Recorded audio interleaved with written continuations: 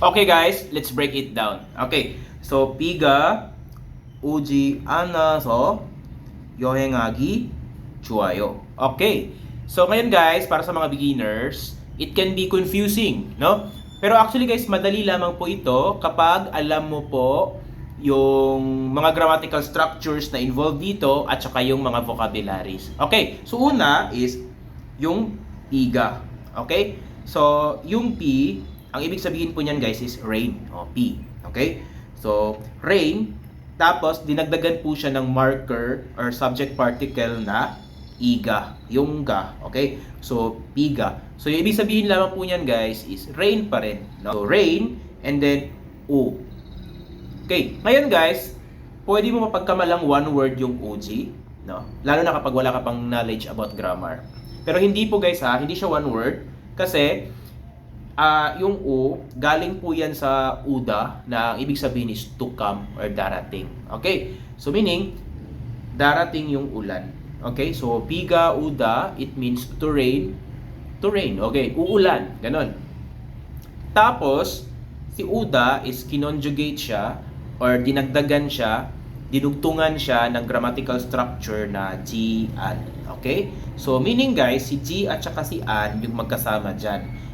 Pag may nakita kayong G-an sa sentence, ibig sabihin po lamang niyan is hindi sa Tagalog. Sa English, it can be not or don't. Okay? So therefore, hindi darating ang ulan. So hindi umuulan or hindi uulan. Yun po yung thought dito so far, no?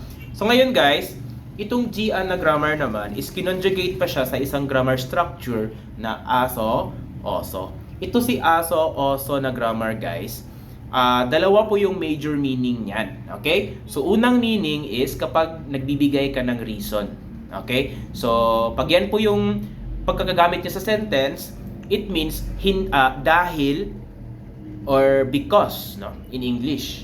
Okay? So, dahil hindi darating yung ulan or dahil hindi umuulan, dahil hindi uulan. Ganon yung thought ng sentence so far. Okay? Another meaning naman nito, guys, is when you want to state sequence of action. So, yung meaning naman niya, pag ganun yung pagkakagamit is and then, no? Pero sa ibang video na po yun, guys. So, dito kasi ginamit siya as to state reason, dahilan. So, therefore, yung meaning niya dito is dahil, okay? So, dahil hindi uulan, then, 여행하기, okay? So, ito naman, guys, yung verb dito is 여행하다. Okay, which means to travel. And yung verb na 여행하다 is kinonjugate po siya sa grammatical structure na gi. Na ibig sabihin lamang po guys is yung bakit nilalagyan ng gi, ginagawa po kasi niyang noun yung verb. Tapos yung nadadagdag na meaning niya po is ing sa sentence. So therefore from 여행하다 na travel magiging traveling, 여행하기, or to travel. Yun po yung thought niyan, guys. Okay? So, for example, yung 먹다, to eat, di ba?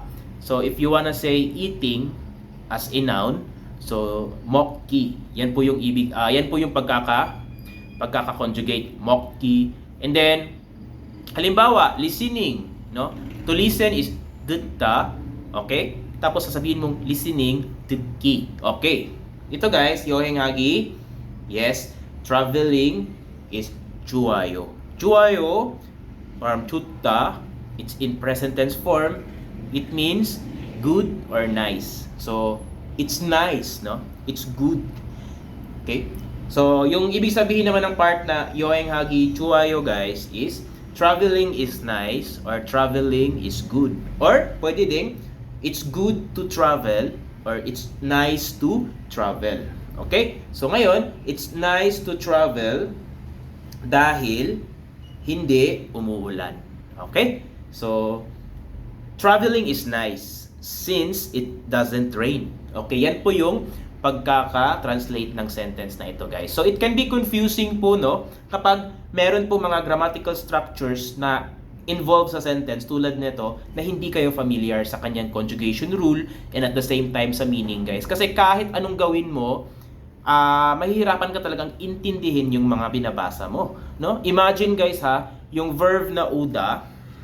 Okay? So, di ba ganyan po yan sa dictionary form? Okay. So, uda. Ayan. Yan yung nakalagay sa dictionary. Yan yung i-memorize ninyo. Pero pagdating sa sentence, hindi kayo makakakita ng uda. Kino-conjugate na po siya kasi sa iba't ibang grammatical structures. So, tulad niyan ngayon, pag halimbawa, lalagyan siya ng grammar ng tulad nito, gian.